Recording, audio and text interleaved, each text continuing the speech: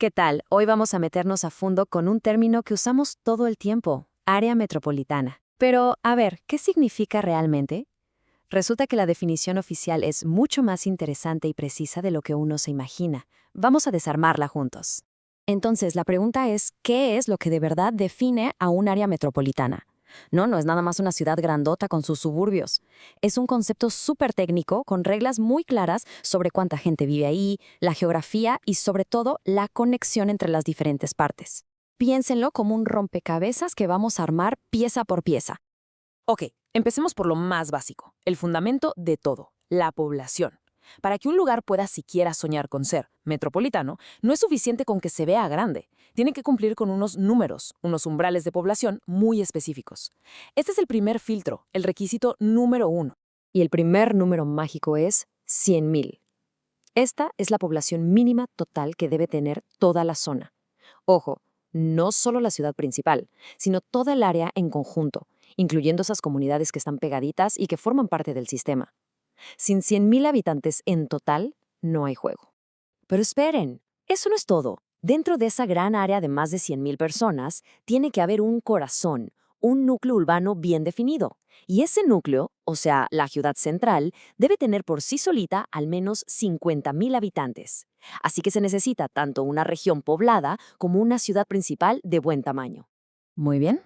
Ahora que ya tenemos el núcleo, hablemos de cómo crece el área, cómo se expande más allá de sus fronteras. Porque una zona metropolitana no se frena en una línea imaginaria en un mapa, ¿verdad? Se desborda e incluye a sus vecinos más cercanos. A ver, veamos cómo se decide quién entra al club y quién se queda fuera. La palabra clave aquí es contiguas. Se refiere a los municipios o demarcaciones que, literalmente, tocan, que están pegados a las fronteras de esa ciudad central. Son como las piezas del rompecabezas que embonan perfecto y directamente con el núcleo que ya definimos. Y aquí es donde la cosa se pone buena. De verdad, porque no es suficiente con ser el vecino para que te incluyan en el área metropolitana. Para nada. Estas zonas que están pegadas tienen que demostrar que tienen un lazo, un vínculo súper fuerte con el núcleo. Y para eso existen 3 pruebas diferentes que pueden pasar. Y aquí está el truco, lo más importante de todo. Solo se necesita pasar una de estas 3 pruebas, no las 3. Es como tener 3 llaves distintas para abrir la misma puerta. Puedes calificar por tu actividad económica, por qué tan densamente poblada estás en comparación con el centro, o por tu densidad comparada con las zonas que están todavía más lejos. Vamos a ver cada una. La primera prueba es totalmente económica. Si más de 2/3 partes de la gente que vive en una de estas zonas vecinas trabaja en cosas que no son del campo, pensemos en oficinas, fábricas, comercios, servicios, entonces se considera que está integrada económicamente. O sea, su motor ya es el de una ciudad. La segunda prueba es una comparación directa de densidad.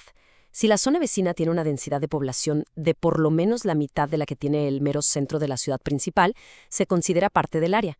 Básicamente, si está casi igual de apretada de gente que la ciudad misma, pues demuestra una conexión muy fuerte. Y la tercera prueba es interesante porque mira hacia afuera. Compara la densidad de la zona que estamos analizando con el siguiente anillo de municipios, los que están más lejos.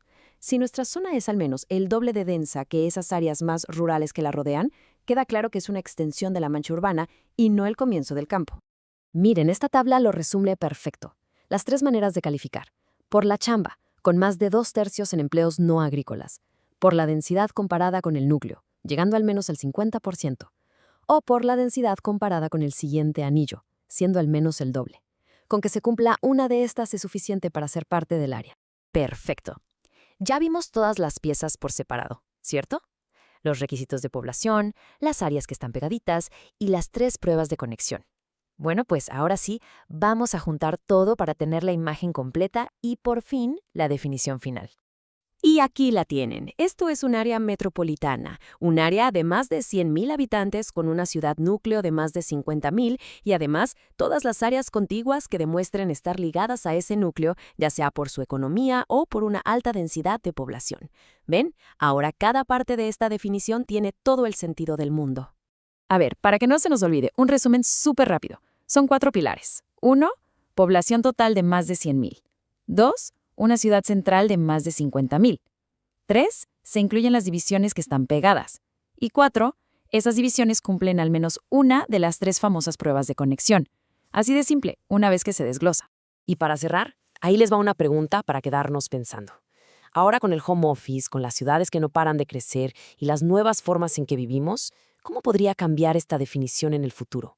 ¿Estas reglas seguirán teniendo sentido o vamos a necesitar nuevos criterios para definir dónde termina una ciudad y dónde empieza el resto del mundo? Ahí se las dejo.